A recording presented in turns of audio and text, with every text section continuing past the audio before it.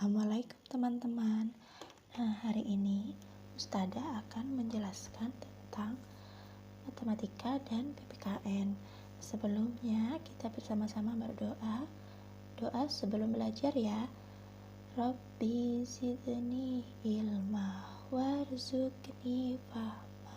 Ya Allah, tambahkanlah kepadaku ilmu dan berilah aku pemahaman yang baik. Nah, teman-teman, kenapa kita harus berdoa dulu sebelum belajar atau melakukan aktivitas apapun supaya Allah selalu senantiasa meridhoi langkah kita, supaya dimudahkan dan diberi keberkahan. Teman, kali ini Ustadzah akan menjelaskan tentang operasi perhitungan campuran, yaitu campuran dari penjumlahan dan pengurangan. Kemarin kita sudah membahas tentang cara bersusun panjang dan cara bersusun pendek dalam penjumlahan dan pengurangan. Nah, sekarang misalnya ada soal seperti ini. 153 ditambah 145 dikurangi 150 sama dengan, nah, di sini ada 3 bilangan teman-teman. Nah, yang di awal ini dijumlah, kemudian yang di sini dikurangi. Nah, bagaimana cara mengerjakannya? Kita jumlah dulu. Ya, penjumlahan dulu yang kita dahulukan. Nah, jadi kita jumlah dulu 153 ditambah 145.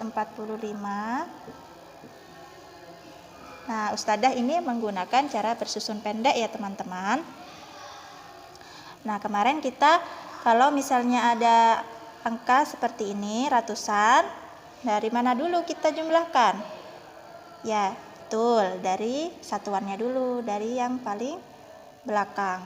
3 tambah 5 8, 5 ditambah 4 9, 1 ditambah 1 2. Jadi hasilnya 298. Nah, kemudian masih ada. Nah, ini tanda pengurangan. Jadi masih dikurangi 150. Nah, mari kita kurangi 150-nya. Teman-teman boleh langsung dikurangi di sini ataupun yang angka ini 298 kita pindah di sini boleh. Supaya tidak bingung. Kita kurangi 150 ya. Nah, tanda pengurangan seperti ini, tanda penjumlahan seperti ini. Dari satuan lagi kita dahulukan pengurangan ataupun penjumlahan dari satuan dulu ya teman-teman. Nah, 8 dikurangi 0 tetap ya 8, 9 dikurangi 5 ya 4, 2 dikurangi 1 1. Nah, hasilnya ini teman-teman 148. Nah, jadi hasilnya 148.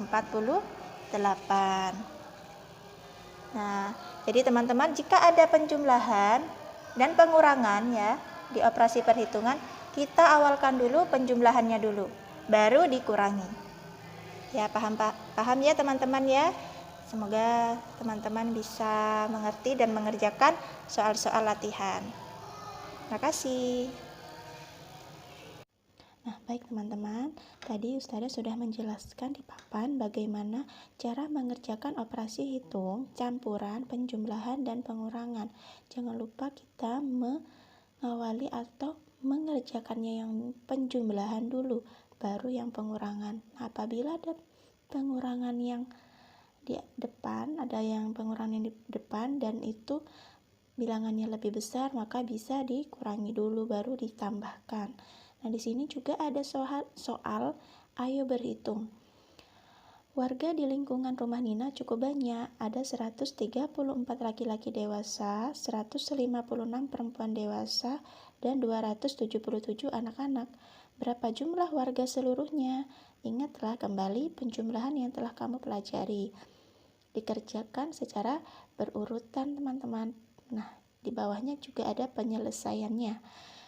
Jadi tadi itu ada tiga angka yang semuanya dijumlahkan, karena pertanyaannya adalah berapa jumlah warga seluruhnya, berarti semua angka dijumlahkan, yaitu ada angka 134 ditambah 156 ditambah 277. Nah, itu yang di bawah adalah yang sebelah kiri ada angka 134 ditambah 156. Maka hasilnya 290. Kita menghitungnya dari angka satuannya dulu ya teman-teman. 4 ditambah 6, 10. Kita tulis nolnya dulu. Nah, kemudian satunya kita simpan di angka 3. Di atasnya angka 3. 1 ditambah 3, 4. 4 ditambah 5, 9. Kemudian yang di depan sendiri 1 ditambah 1 adalah 2. Hasilnya 290. Nah, masih ada lagi yang harus kita jumlahkan, yaitu angka 277.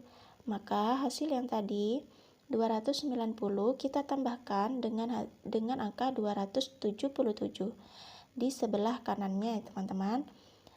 Nah, 0 ditambah 7, 7. 9 ditambah 7, 16.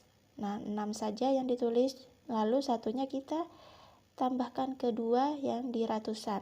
Maka 1 ditambah 2, 3, 3 tambah 2, 5. Jadi hasilnya 567. Jadi jumlah seluruh warga di lingkungan rumah Nina adalah 567. Maka teman-teman harus sangat-sangat teliti dengan pertanyaannya. Kita harus teliti terhadap pertanyaan sebuah soal cerita. Apakah dijumlah ataupun dikurangi. Jika memang dikurangi, pasti pertanyaannya itu berapa sisa. Nah, seperti itu. Berarti ada yang dikurangi. Teman-teman, semoga teman-teman paham operasi perhitungan campuran, penjumlahan, dan pengurangan ini. Teman-teman bisa mengerjakan latihan soal yang ada di buku tematik ya. Nah, teman-teman, tadi kita sudah membahas tentang matematika. Sekarang Ustadzah akan menjelaskan tentang pengamalan sila ketiga Pancasila dalam kehidupan bermasyarakat. Kemarin kita sudah membahas Pancasila sila ke-1 dan kedua. Nah, sila ketiga bunyinya jangan lupa, yaitu Persatuan Indonesia dengan simbol pohon beringin. Nah, di situ ada 3 gambar teman-teman. Gambar yang pertama adalah bekerja sama tanpa membedakan suku. Yang kedua, menghormati adat istiadat suku lain. Yang ketiga, bermain bersama teman tanpa membedakan suku. Nah, suku di sini adalah macam-macam dari adat istiadat ataupun khas daerah tertentu, ciri-ciri khas daerah tertentu. Misalnya suku Jawa. Nah, suku Jawa berarti orangnya itu biasanya menyampaikan ucapannya atau berbicara dengan bahasa Jawa misalnya. Kemudian ada ciri-ciri khas yang lain, suku Jawa, Madura, suku Dayak. Ya, jadi di Indonesia ini memiliki berbagai suku dan bangsa. Jadi adat istiadatnya itu juga banyak di Indonesia. Nah, karena suku dan adat banyak sekali ya di Indonesia, kita juga harus menghargai dan menghormati.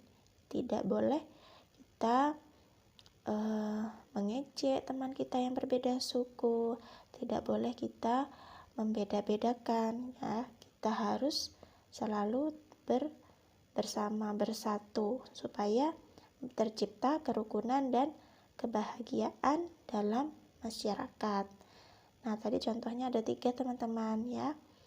Bekerja sama, bekerja bakti di lingkungan masyarakat tanpa membedakan suku. Kemudian juga menghormati adat istiadat suku lain dan bermain bersama teman yang tanpa membedakan suku mereka. Jadi kita harus selalu bersatu dan bersama-sama bergotong royong dalam kehidupan masyarakat, dalam kebaikan.